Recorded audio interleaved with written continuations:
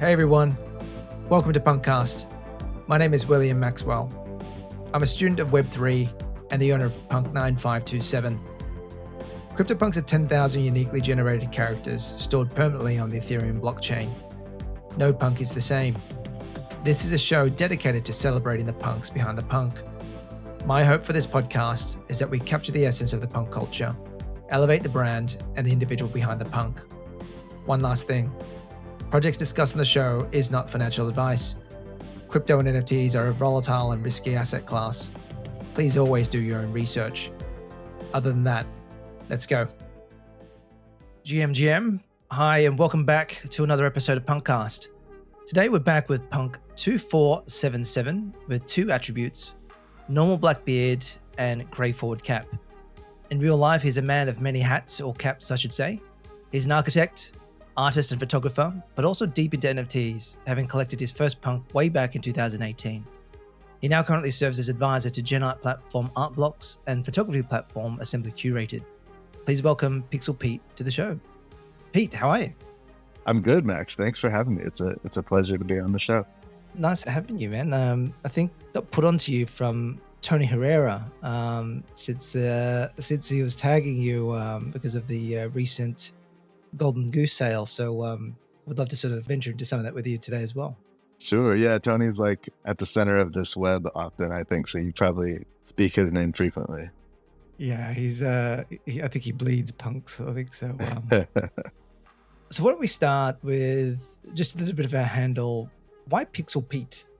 It's not the most profound coming to the name, but I like really love that it sort of happened by happenstance. There was a basketball player in the NBA from the, 70s or 80s that was called Pistol Pete Marovitch. And I played baseball as a kid for most of my life. And a coach gave me the nickname Pistol Pete when I tried to pitch one game before getting taken out because I wasn't that good. But I could throw hard.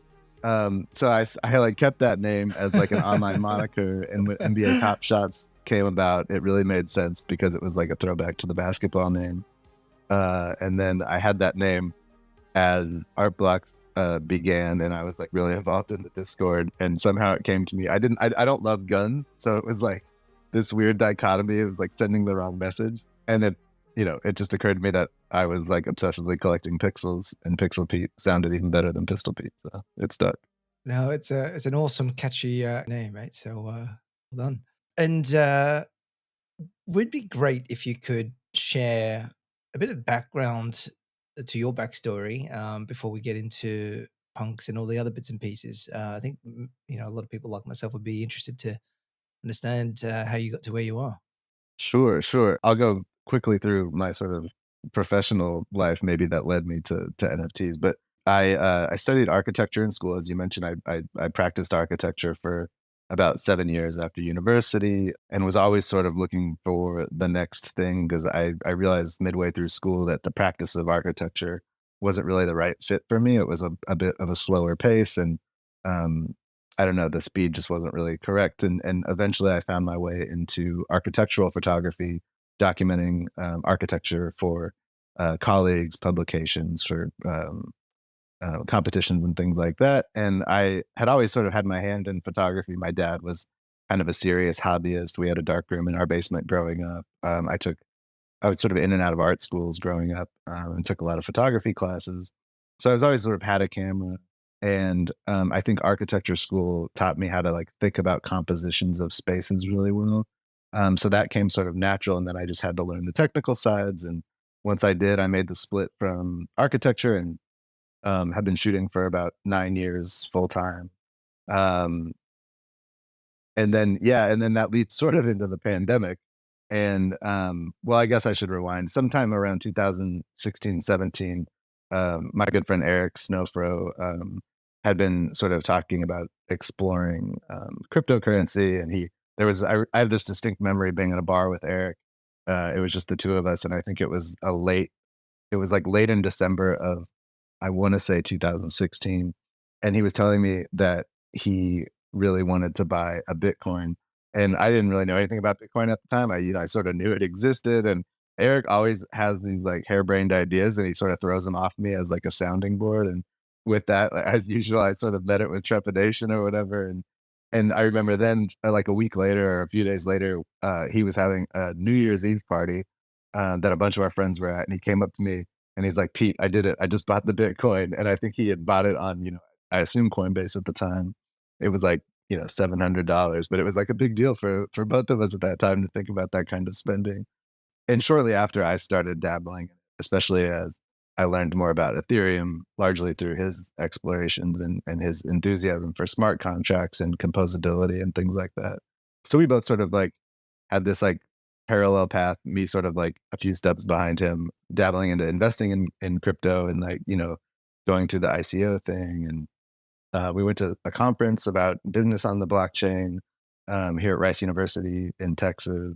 So it was really interesting, and it really, the interest just sort of grew over time, kind of naturally, which eventually led to an interest in some early NFTs. I sort of didn't really get it at first, so I watched him claim punks, and I sort of said like, "This takes so long. Why are you doing this?" And then eventually dabbled sort of into CryptoKitties and NBA Top Shots, and eventually like a much broader range of things when it really started to click for me. Oh man, there's so much to sort of unpack there. But so you were friends with Snowfro before Snowfro was a thing. Yeah, well, Snowfro was always a thing, but not at the scale that it is now. When he was in college, he had a snow cone stand, and he had an afro, and so his business was named Snowfro. Oh, that makes so much sense. We'll have to get him on Punkcast at some stage. But Yeah, yeah. um, so how did you meet? How did you meet Snowfro? We met in college, basically. He Oh was just wow, finishing college. I was still in college here, and he had moved from Austin to Houston, where I live, and we became quick friends through mutual friends, and yeah, we're roommates for several years, and I've been really close friends since. wow! You were roomies with Snowfro. Yeah, yeah. What was that like? Were you both single and out on the town most of the time, or I think we were like a little nerdy. I mean, we were out of town a lot, I should say, but like in a very like I don't know, like in a some sort of charming way, maybe. We went to a lot of music festivals and a lot of music shows. He played a lot of music. Um, we had a big friend group, and yeah, but we also like we're sort of nerds at heart, and would like sit at our computer a lot and play, on online poker or putz around in our various interests across the room from each other on our old clunky laptops. oh, that's super cool. Yeah, Um, and then maybe just go on a little bit back into your architecture days. So you studied architecture. What was your? I mean, why of all things you could have chosen? What made you want to get into architecture at that time? yeah, it's a great question. So I mentioned that I spent some years in and out of art schools and summer programs and things like that. So I always had a real interest in arts. My grandmother was an artist, and there's some other people in my family who are really talented at drawing and various things. My parents are both really creative, so I sort of had that in me. But I was always really good at math and sort of logic. The logical side of my brain, sort of always worked really well, or at least it used to. I don't know. And when I was thinking about what to do in college, I couldn't really quite see where I would go if I went to art school. I'm really good sort of technically, which is why I think I wound up ultimately being a good photographer. But I'm not always like super imaginative, where I can just sort of close my eyes and put pen to paper and create something conceptual. I could like look at something and draw it. So that my dad's a contractor and furniture maker, and so sort of through like that combination of what my skill set seemed to be leaning towards and what my sort of surroundings were, architecture seemed like, as good as a direction as anything, and it sort of piqued most of those interests. Nice. And did you, when you came out and from architecture school, were you focused on any specific type of projects? Was it mostly like residential or commercial type buildings? Like what was some of the buildings you were working on? Yeah, yeah. So I really just explored the breadth of it. So early on, I worked at like a small boutique firm in Colorado, and then I did some traveling for a while and took some time off. Then I came back and I was at a commercial firm doing, sort of large scale commercial buildings. That didn't really feel like the right fit. It was a little corporate for my tastes. And then I briefly had a stint at a firm that did restaurant design. before finding kind of a nice, comfortable home at a place doing high-end residential architecture. And that's where I was for the last few years of that career. And it was just a perfect place. I could sort of be myself. I could like bike to work and show up all sweaty and go to, and like my boss wouldn't, it was a very good working environment, a really supportive working environment. And ultimately that's what led me to being able to leave, I think, as I did, because my boss at the time, I remember like a couple of years before I left, even he brought me to a conference room and he said, and at that time I was shooting pretty much full time on the side of working full time. And he told me that he knows I was going to actually for architectural photography, and he just wanted me to know that he fully supported me and that they would start hiring me for shoots even if I was gone, which was a real vote of confidence because they used, in my opinion, one of the best photographers in Texas at the time. Um, so anyway, it was just like this really warm place to sort of be for the end of that career, but also to be sort of like gently let out the door, I think, on my own terms, which was just great. So was it an easy decision then? It sounded like they really helped you with that. Yeah, I mean, he knew the writing was on the wall, right? It was like clear that that was the direction that I was going. It was just sort of a matter of time where I can get enough projects under my belt, knowing that the income would be there for, some sort of runway, say 4 6 months. And then as soon as those, I got a couple key big projects under contract. And I mean, that was it. I was gone in 2 weeks. Yeah, and it was really funny. My architectural photography path sort of went the opposite direction, where I started mostly shooting residential, and towards the end of the time, I say that because I've taken the last year off of shooting, but I've been shooting much more commercial or large scale institutional projects. So it's sort of funny that the like two careers mirror one. Oh, nice. Well, and I guess you sort of haven't really looked back since where we are right now. But and then what was your sort of journey into crypto? So I think you said that you're listening to Snowfro talk about Bitcoin back in 2017 at the bar, and sort of morphed your way into CryptoKitties and the like. Was your journey basically mirroring Snowfro's, or a little bit lagging? Or what was your sort of journey Yeah, to the rabbit hole? lagging is probably the right term. I mean, once I like sort of got it or whatever, I really was like bought in, and I sort of understood some of the mechanics that took me a little bit longer probably to like really come around on. I was all in as much as I could be, which I wasn't making like a ton of money at the time, but I was really enjoying sort of the hunt. I think all of us were at that time, like looking into reading white papers and thinking about sort of this utility aspect that a lot of these projects at the time were trying to solve for, like identity in third world countries and decentralized storage and things like that. So that was really fun. And then around that same time, I had like started doing like well enough in my relatively young business that I was starting to invest more traditionally in sort of retirement and stocks and stuff like that on my own. And I had a good friend named Ron who was more advanced at that, and he was like helping me along, sort of like learning the ropes as far as his history with trading.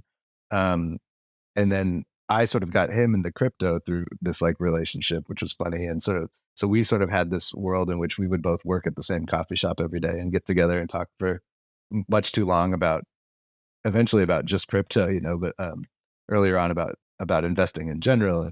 But yeah, and then when Eric read about on Reddit, he had read about CryptoKitties from the Larva Lab post, and he was super excited about it. I remember him telling me about it.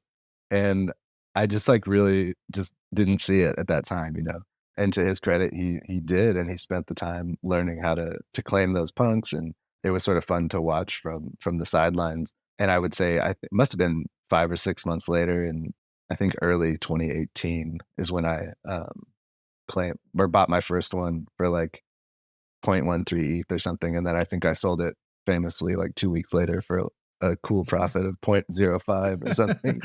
And I think I did that 4 times back then, and then I just sort of let them go. I was like I think I was still just really learning the mechanics because, it was all done through the Larva Lab site, and I think through Etherscan. I don't remember, obviously not through MetaMask. Um, but it was just like a kind of an interesting learning curve. And then, I think even before I bought my first one, CryptoKitties had sort of caught on a little bit, and that I got more because it was just a more user friendly interface, and I think that was one less barrier to understand. So I was buying CryptoKitties and breeding them and just sort of having fun with them and trading them around a little.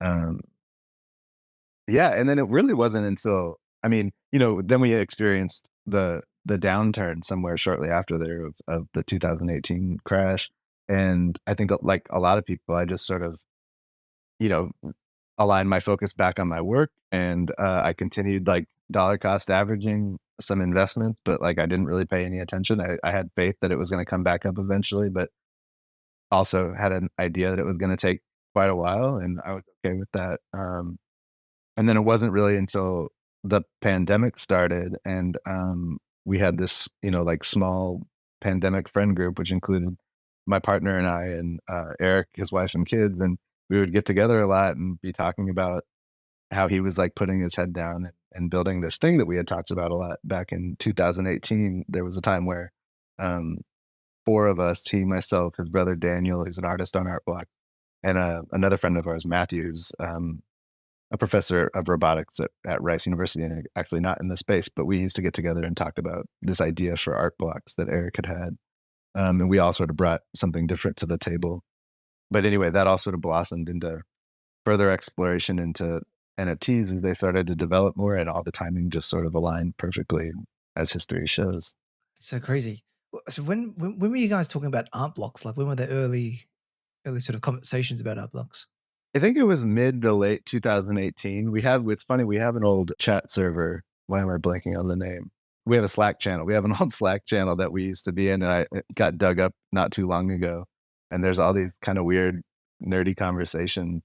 There was a couple other guys that were from, I think, maybe even the punk community that were helping Eric with some of the technical stuff, because at the time, the idea was to create an Artblocks blockchain and have all of the transactions and all the functionality happen through its own blockchain, because some of the infrastructure that now exists, MetaMask and other things, wasn't really there yet. And my connection was sort of with the art world. I've along with architecture, I've photographed a lot for the art community museums here. So the idea was that I could try to disseminate this kind of complicated, nerdy thing to these organizations. And the idea at the time was for it to be start more localized and have individual galleries kind of run a node that would allow for their artists to create an algorithmic work that can interact with the blockchain via their own sort of in-house server, which like in retrospect, it all sounds so complicated, but at the time there was just no way to do these things efficiently yet on the Ethereum blockchain. So as you can imagine, that didn't really work out. But to Eric's credit, even though he let it simmer for a good year without doing anything, like I was describing, when the pandemic happened and the shutdown specifically happened, he found himself with some more time and used what limited coding knowledge he had at the time to build upon and eventually create this thing. Now that MetaMask existed and smart contract tools were a little bit more sophisticated, he had written some smart contracts to sort of test out. And amazingly, the first iteration of Artblocks was just hand coded by Eric at his house while raising two kids with his wife during the pandemic. Such an amazing story. Oh man. What did you make of Gen Art at the time in 2018? Were you familiar with the concept of Gen Art, or is that a new sort of idea space for you? I was very vaguely familiar. I really wasn't that familiar with people using the algorithms to create work. I mean, I knew Saul LeWitt. I don't think I even fully understood the breadth of his work though, and some of the nuances of it. And so, yeah, I had early exposure because of this. It's always goes back to Eric, but he was digging so deep into this world, and he was on Reddit talking to and learning from generative artists. So I was getting a little bit of exposure. Like I had seen a little bit of Tyler Hobbs stuff at the time, I think, and it was really graphically appealing to me. I think I even had seen him at a print show before, but not known who he was or bought anything. Um, and in the early art blocks days, I'm sort of forever a skeptic, maybe like to my own detriment, but we all have our own speed. But as Eric is just like super into everything, and he's just like eager to participate in all the things, and like really open minded about things, I'm sort of salty and slow. And it really wasn't until Ringers dropped on Artblocks, where because I was around at the beginning of Artblocks, but it wasn't until Ringers dropped in January of 2020 that I like the second that that project was shared, and I've been on the curation board since the implementation of that, which was earlier than that. So I got to see it a little bit early, and the second it was shared, it like resonated with me. I could see, yeah, I could just sort of see the algorithm at work. It was simple enough to like fully wrap your mind around the possibilities of it and the sort of nuances of it, but yet graphically refined enough to be like really appealing from a graphic standpoint. But so that's saying that it took me a really long time. Well, I mean, you still got in really, really early. I mean, the first time I heard about Artblocks, couldn't make sense of it. I think I heard it off of Kevin Rowe's podcast that he had at the time, and Sure. he started talking about ringers and fidenzas early on, and Yeah. then Yeah. before they started blowing up, and then when they started blowing up, that's when I started paying attention, which is too Yeah. late. Well, you and a lot of people, that's the thing is we all have our own pace at this. I mean, we sort of skipped over Top Shots, but Top Shots was a really critical part of my um, adoption to the idea of NFTs. I think what in part just because it gave me a thing. I was dating back to 2018. I was trying to like talk to the art community about this thing that I probably only like half understood at best, and I had a really hard time. And then when Top Shots happened, I collected baseball cards obsessively as a kid. I mean, I had like over 10,000 of them that we recently got rid of at my parents' house.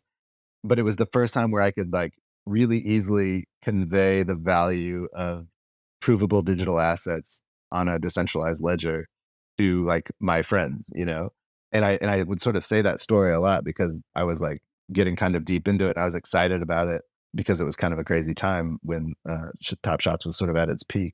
And it really gave me like I don't know, this like both confidence to talk about it, but also confidence to like wrap my head around it.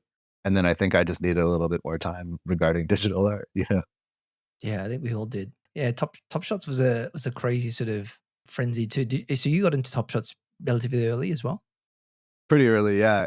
And once again, this is because of Eric, because he is obsessive and he was like a Hoover vacuum, just like taking in as much digital asset stuff as he could to try to wrap his mind around it, you know? And but I'm not a huge sports fan anymore, but I used to love basketball and I like understand the all of the statistics. I understand the metrics. I know who most of the people were. Um and it really like it scratched the itch of opening cards like it did like 30 years ago for me. So it was a really easy connection to make. So I got pretty into it and but modestly compared to some others, but it was really fun, and I sold some moments for a decent amount and was able to sort of roll that into generative art as that sort of overlap started to happen for me. Yeah. At that time, were you consciously aware about the community aspect of NFTs? I wasn't. I had like dabbled in the punks Discord a little bit, maybe even dating back pretty far, but I probably just lurked in there. But I know that my Discord account was made in 2017 or something, and that's the only reason it would be. But I didn't really experience that Discord in its fullest until late 2020, early 2021, when sort of a lot of people were in there. There was just a lot of excitement, and it all sort of centered around. It really centered around the punks Discord at the time, and that eventually bled into the Artblocks Discord. Um, and but no, I mean, I was never on like, for example, I'm not a Twitter person. I'm a photographer, I like Instagram and visuals. And I remember this day that Eric, when I started like really getting into it, spending a lot of time in our Discord server and on the Punks Discord server, he texted me one day and he said, "Pete, I think it's time that you join crypto Twitter." Which sounded like the nerdiest thing I could imagine. And I was like not on board with it. But like a week later, I signed up and now I'm like, as we all are sort of dangerously connected to it, but really grateful for this community. So the Art Blocks community it was really insular at the time. And so it was really fun once I sort of had like let my guard down and be in there, which was probably the second that I like allowed myself to actually get on Discord. And then to just watch it like grow. I mean, the immediacy of, especially in those days, when a project was released and we were able to mint nice and slow, and we were all able to like watch what was coming out of the minter together and like react to it. It was, it might not have been like the most sophisticated sort of art speak, but it was this like really genuine sense of like curiosity and excitement and like this thing that everybody was doing together that was really infectious. And I think even to this day, when there's whatever there are 60 or 70,000 people in that server, um, that reads through. And obviously it's complicated by what has happened in the last 3 years and sort of market dynamics. But at the core, there's still this amazing sense of community that is a real glue that keeps this world together, I think. Yeah. Who was in the Discord back then with you? Talking and shilling Artblocks of punks. Like, it was just like I mean, maybe Pranksy wasn't in there because that might have been like pre-Pranksy time, or that was probably about the time that Pranksy was like really stocking up. But like Mr. 703 was in there, Tony was in there. I mean, Beauty and the Punk, which at the time their username was different, but just like so many people, of these sort of like all-star people who were like smart enough to be there at the beginning and who really got it and who got the sense of community. And at the time, Eric was a moderator on there. I mean, it was just, yeah, it was fun to sort of watch this evolution of people that eventually branched out. Justin was in there and started their own things. A lot of like Braindrops was born from that community, I think. Flamingo was probably born from that community. Yeah. Yeah, it was cool. And then when Chromie Swiggles came out, did you mint? Because I think you said that the first one was the Ringers collection, right? Well, Ringers was the first one that like resonated with me. That doesn't mean that I wasn't playing around in there. So yeah, no, I minted a good handful of squiggles. I minted construction token, a Genesis. Genesis, interestingly, which is those are the three first projects that were created on day one. And Genesis, which is by Eric's brother Daniel Calderon Ramirez, he had started that project as a test for this thing that we were all doing in 2018. So there was an iteration of that, like a sort of less refined iteration of that, where they had loaded it up onto like a test website where you could hit spacebar, and every action of hitting spacebar simulated inserting a random hash into the algorithm. So it would like, do like a mint. That's cool. And it was really cool. And it's like that project and a lot of Daniel's work has like really grown in my mind since first seeing it, because he thinks of like really sort of, he doesn't try to hide like the things that are happening. It's really easy to understand, like there's going to be a shape with 3 points and lines connecting them. And it was really easy for me to imagine seeing the hash go into the algorithm, and like the first digit means the thing is going to be placed here. The second one means the next node is going to be here. The third one here. And then the fourth one maybe is what color that line is or something. And I've like learned to appreciate it more and more as we've seen thousands of projects be submitted to Artblocks over the last several years. Mm-hmm. So nice. I mean, these are really fascinating stories. You're sort of reminiscing, because I wasn't there at the time, and Sure. just super curious about all the things that sort of happened. But I mean, when you take a step back from all this, like, I mean, what's your sort of fascination with Gen Art? Like, what do you find special about it? Yeah, it's really interesting to me because I've always been what I thought was a technical person, both in my creative practice, but also like growing up in the 80s and 90s. I just sort of we from the era that you grow up with the early computers, and you just sort of are like learning as you go with everyone else of all ages. But I have this like deep appreciation for it from a technical standpoint because it's like far beyond anything that I'm capable of. And I just like, I haven't tried to code. I don't really have a strong desire to code. I just like have so much respect and adoration for this craft that people making art through this medium can make. And I think as time has evolved, I've like grown to appreciate it and hold it to a higher regard, especially as I teach myself more about art history and sort of the context of movements and materials and craft and things like that. And I feel like for the past 6 months or so, I can just see clearly how we're living in real time through a major art movement that has been rooted back to the 50s and 60s for nearly a century, but it is the art of our time. It's like leveraging all the technology that we all, for better or worse, interact with every day, the social connectivity of those tools. There's sort of this like magic cauldron of things are all happening, and we're all like a part of it if we choose to be, which is incredibly exciting, I think. And then to top it off, I think there's just really exciting, sometimes untapped possibilities that exist because of the medium that artists can explore that will prove to be really important. Like speaking about social economic issues, using a bit of visualization to visualize real information and important information. That sort of like creates a snapshot of where we are as humanity, I think.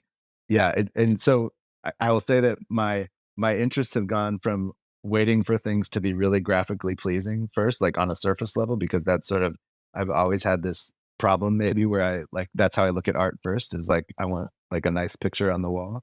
And to now I there's so much more at play, and the conceptual layer is so much more has become so much more interesting to me, especially when people compare that with a really interesting visual.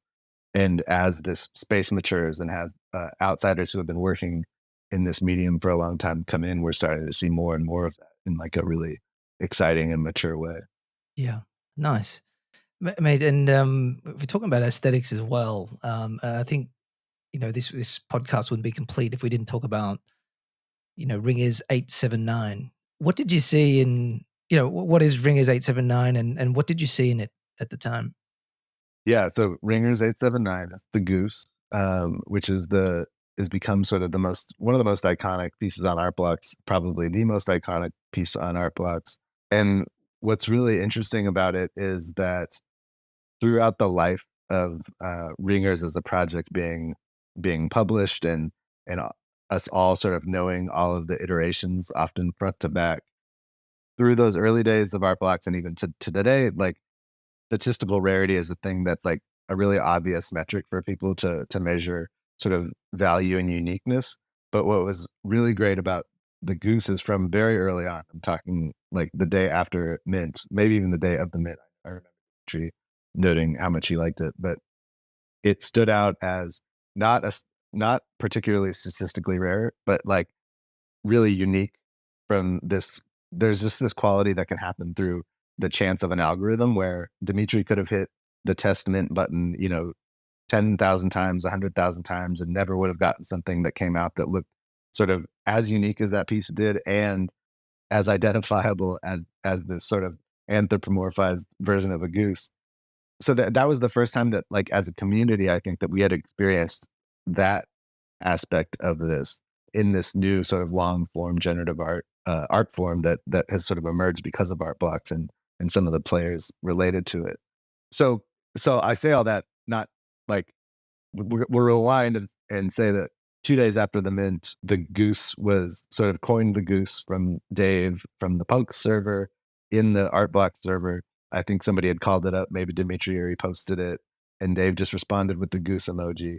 And that was sort of it. It wasn't this like profound moment where everything I just said was encapsulated in that, but that's sort of in retrospect. But at that time, it just like to me and to I think several others was just like a really cool, unique ringer that sort of didn't look like the rest of them. And Dimitri had noticed that the minter had put it up for auction.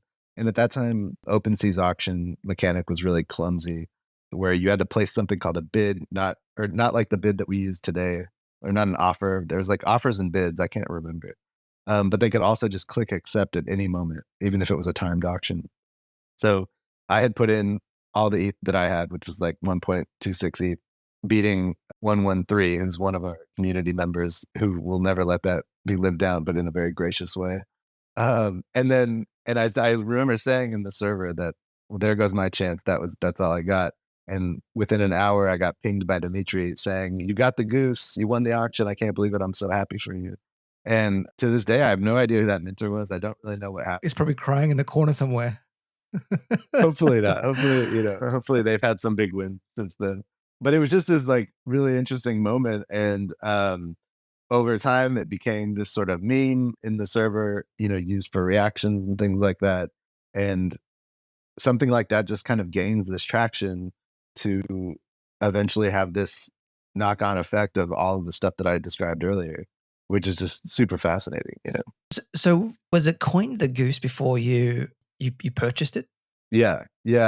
Probably the day that I did or the day before, but yeah, Dave DD was in there a lot in the early days of the Artblocks server, and he had just reacted with this goose emoji, and Dimitri said, "You're really good at this." I remember that was his reaction to that post, and it's like kind of quickly just became the goose.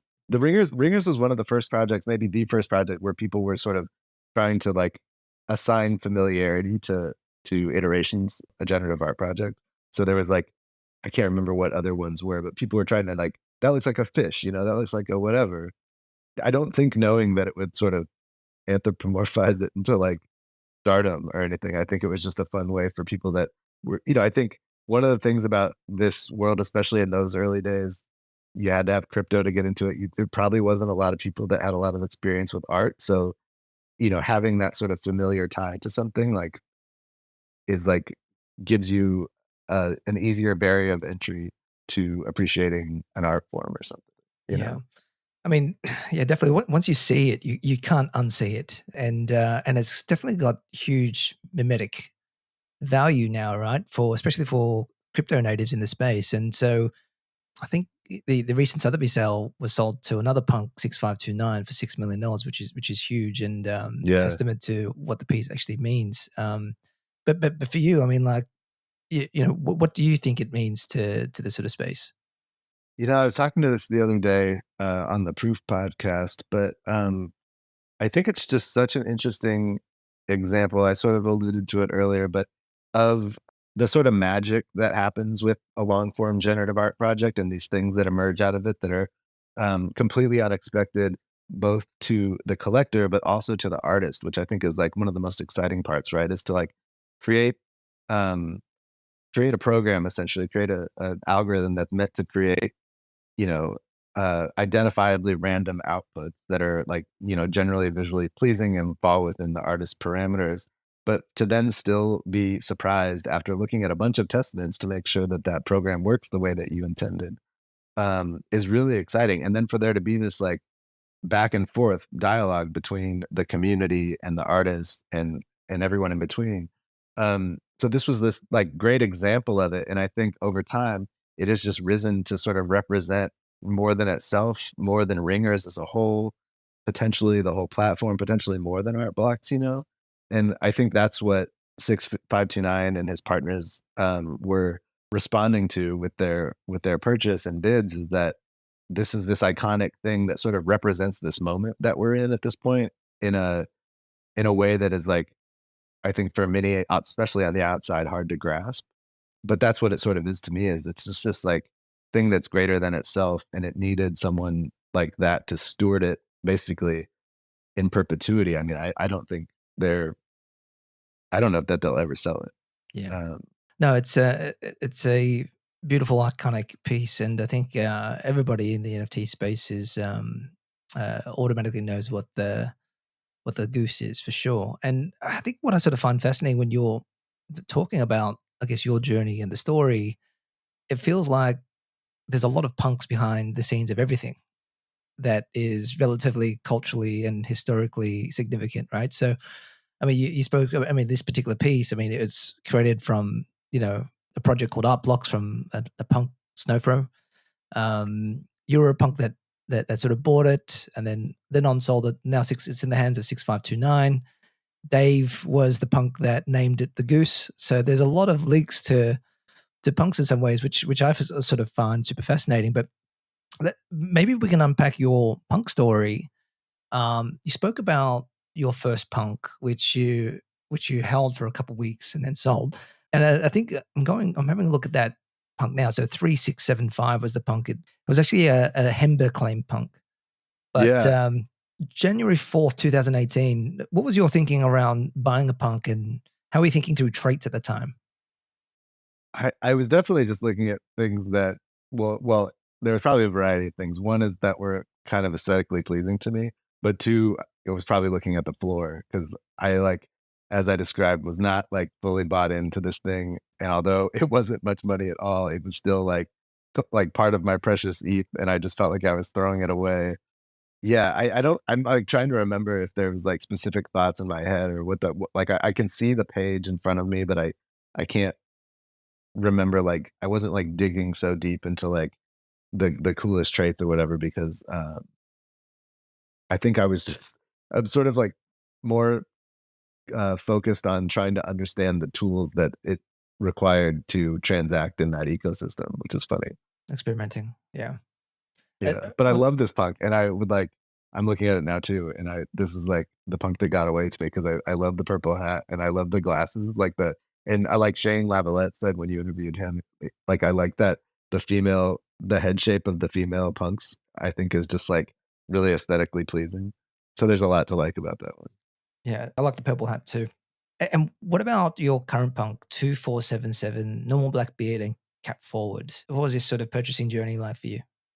Well, there wasn't a purchasing journey, but I'll say that this is another great story that, of course, is linked back to Eric. But so there was a time in 2019, maybe around like throughout 2019, maybe, where Eric was like looking for punks that looked like our sort of core friend group, like maybe 10, 15, 20 people, I don't know. And he would like every once in a while buy one and send it to them, and sort of have to make them like understand how to receive it most of the time, because most of these people weren't into crypto. And I think it was my birthday in 2020, which would have been 14th of May? no. Oh, is that what it says on there? Okay. That's when he bought it, but he transferred it to you on the 28th of Jan 21. Oh yeah. So where it says transfer from Artblocks to another account, that's my birthday. So he bought it on my birthday. Or no, he transferred it first the day of my birthday. And anyway, it was one ETH, which at the time was like much more than he had spent on the other ones. And he was like, I'm never doing this again. I'm never this is the last punk I'm gonna buy for somebody, because it's like too much money now, which was $200 at the time. But that's like a lot of money to like just like give your friend this pixelated thing that they may or may not care about. Although he knew at that time that I would care. But anyway, so it sort of is similar. I have a beard, I wear hats a lot, I'm pale. So it sort of represented me, and because of that, it I look at it and it's like looking in the mirror, which is funny, but I think a lot of us sort of have this association with our punks and PFPs more broadly, and it's one that I just can't imagine ever not having. Yeah, that's such a cool story. I think I sort of missed that when I was looking at the on-chain history, but it's great that you can look at this on-chain history and there's a story behind all of this, right? Which is super cool. Yeah, sometimes veiled by multiple addresses, but you can like sort of see those threads connect with a little help. Oh, nice. And if you were to describe punk culture for you, how would you describe that? I think the thing that I love the most about it is what you were touching on earlier when reflecting on my stories about art blocks, is that it's this connective tissue that has like played a large part in like leading us all to sort of where we are right now, whether we were part of it or not. It's this thing that has cultivated founders of companies, artists who might not have considered themselves artists at the time. Relationships have formed and blossomed from it. So to me, it's just like it has this like incubator is the wrong word, because that's like a techie sort of like a colder word, but it has this like this cultivating effect. And then like the punk side of it, where it's sort of this like alternative culture that's sort of edgy and sort of like like ousted by outsiders, and yet it's like working its way into maybe more quote unquote more refined corners of the world, is like there's like institutions paying a little bit of attention and collecting them for their historical significance. It means a lot to me. I mean, it obviously like there's this like deep thread of how I got into this world that is like very tightly tied to punks, which I'm just like eternally grateful for. Yeah. Connective tissue is actually a really good way. I hadn't thought of it like that, but you're right. I think there's just so many webs of connections, which are valuable connections too, right? that's really unique about punks. And if money wasn't an issue for you, like what would be your dream punk? You know, I like really love my punk, so I don't know that I would ever even replace mine with anything else if I were to have something else. And it's funny because like I don't see myself as a zombie. I love hoodie punks, so like it'd be cool to have a hoodie punk. I love cowboy hat punks because like I live in Texas, although I don't wear cowboy hats. So those are some that I sort of like quietly aspire to. I think maybe my dream punk at this point is the one we were talking about that was my first punk that I bought for 0.13. I think that just has like a nostalgic character to it that will never go away. Yeah, cool. Well, yeah, no, I think I've seen you on the Proof podcast, so your Punk 2477 does look like you. And if you had to look across the punk community, like, do you have a favorite punk or series of punks that you like tuning into? I mean, my obvious favorite here is going to be Eric because he's just like he is such a core of the entire reason that I'm here, and also to have known him for over 2 decades and to have seen the impact that he's been able to have on so many people's lives, and more importantly, to see how people can recognize his genuineness and his like he is who he is through and through, and he doesn't know how to be anybody else, which is like you can't say that about that many people, and it's been really like heartwarming and endearing to watch other people from the internet from these early days like see that within him um without knowing him in person. So I mean obviously I have to like shout him out. And there's so many others. I mean I like Claire Silver and Derek Edwards and a lot of the Flamingo people that I've gotten to know over the years.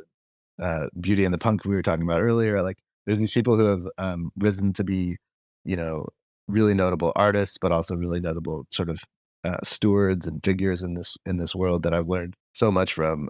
That yeah, it'd be hard to sort of make a list.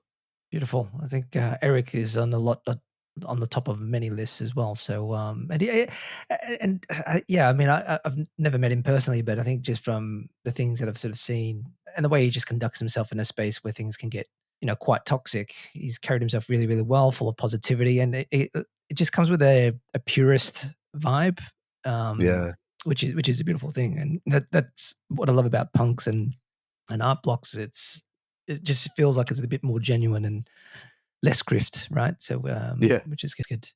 And I think we're expanding outwards from that. I think there's continues to be new platforms and actors in the space that are sort of carrying that torch in different directions. And I think as it matures, it'll just blossom into its own, I hope. Let's hope so. And are you in Flamingo DAO as well? Or? Not, no, I always had that. It always felt very hard to get into to me, even when I had the opportunity financially. Yeah, yeah, that's a huge one. But and we didn't touch base on your role as an artist though. But I've got a couple of your collections on Foundation up. Crossings Houston and Crossings Venice. They're absolutely beautiful pieces. Do you want to talk about these projects for a little bit? Sure. Yeah. So yeah, I'm a photographer, as I said, and although I'm mostly a commercial photographer, I've made projects over the years, and the Crossing series was one that I made sort of in the early days of drones started. I had always had this obsession with aerial photography. There was a time I remember in architecture school that we had this used bookshop in Houston, and I was there, and I had found a book by a photographer, Arthas Bertrand, who makes these beautiful aerial photos from helicopters and planes because they're from like the 90s. But just the sort of compositions from above, it's the reason that we all love staring out the window when we're flying in a plane, was really captivating to me.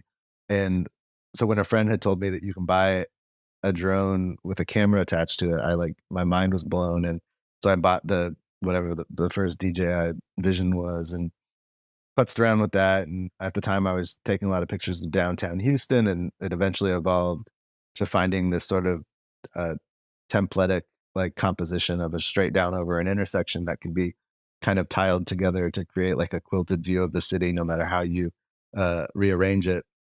And through that project, I'd been invited to show work in Venice at the Venice Architecture Biennale in 2016, which led to a mentor of mine who is an architect, but also a professor of architecture, who had brought his students to the same exhibition 4 years before, or 2 years before.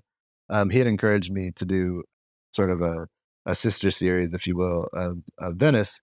So I went to Venice and shot that series there, which was sort of horrific because the seagulls in Venice are notoriously aggressive, and they tried to dive bomb my drone several times, but they didn't. And yeah, and it was a really interesting. I had never really had a lot of exposure in the fine art world with my own work and portfolio reviews and things like this, and this exposed me to being represented by a gallery for a little while, joining in on a photography biennial that happens here in Houston called Photo Fest, where there's a lot of these really important photo reviews happen where you show your portfolio to curators and collectors. And it was just really warmly received, which I gathered is not always the case. And I had this huge ambition to expand on this project. And then both my business started getting really busy, and drone restrictions around the world started getting a lot tighter. And I think I sort of abandoned that. And now it's been 6 years. So um, anyway, it was wonderful. And it's funny, I had this really slow process. This seems like a theme now of coming around to whether or not I thought photography and the blockchain were the right fit for one another, which I've since gone like in the complete opposite direction. And I have probably one of the bigger photography collections out there. Um, and so I had sort of dabbled with some other projects early on. There was a website, a platform called Ephemera that was a lens-based art platform for video and photography, photo-based artists that I had minted a couple things on. And in fact, also the Houston series of the Crossing series. And then that eventually sort of drifted off, and I had to think about what that meant for my art. And I eventually burned I had all the collectors of the Houston series return their NFTs to me, and I burned those one by one and then reminted them on my own dime on Foundation and on my own contract when you could have before Manifold, but after it was under the umbrella Foundation contract. And then I redistributed those to them. And it was sort of like at the time, because I had really started to wrap my head around all of the mechanics of the space, I really wanted to show artists specifically, because I had started becoming a bit of an advocate for artists. I wanted to show them that you were in control of your art, and there are ways to sort of migrate forward if the technology that you started on has maybe not worked out the way that you wanted. So it was a really informative experience. Yeah, nice. No, they're beautiful pieces.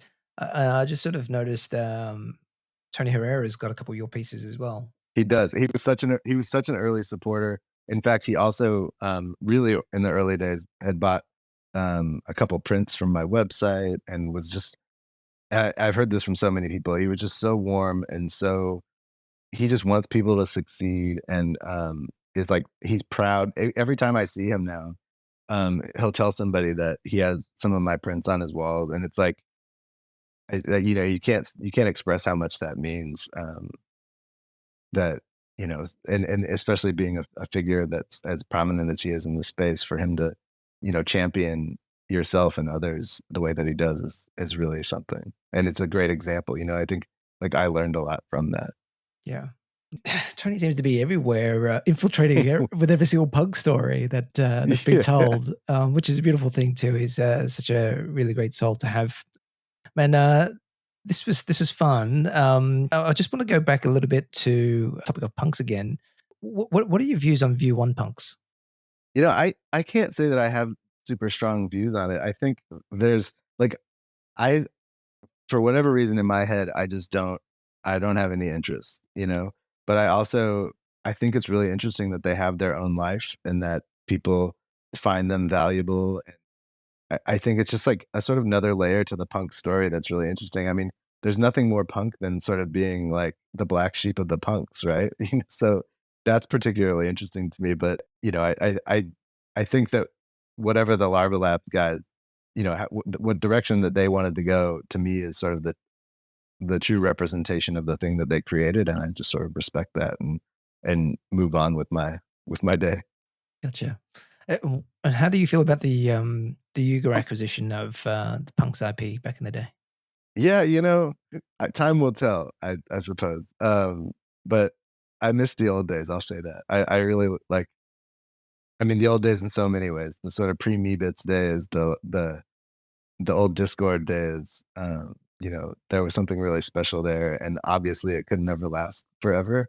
And so maybe it makes sense for there to be these new stewards that are going to try to give these things a different life into the future. But I sort of hope selfishly that they kind of live on as they are. I hope the website never goes away. I hope it never changes formats. I hope they never become some sort of three-dimensional animated characters. I think they are just great as these simple pixelated portraits.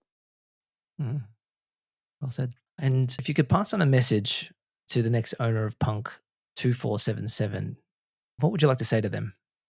I would like to ask how they got their hands on my punk, because it's never going to leave them. Yeah, and I hope it looks like that. Yeah, nice. Pete, this was super fun and fascinating, just unpicking your story and all the inner workings of Artblocks and what Punks was like back then. So thank you so much for your time, man. And I hope you do well on the rest of your artistic sort of journey and photography journey. I'll be keeping an eye on that. But any sort of final closing comments, and what's the best way for people to find you? Yeah, no real closing comments. I really appreciate you having me on and what you're doing here. I think you have just a real knack for this. So keep it up. It's fun to listen to stories that are both familiar and unfamiliar.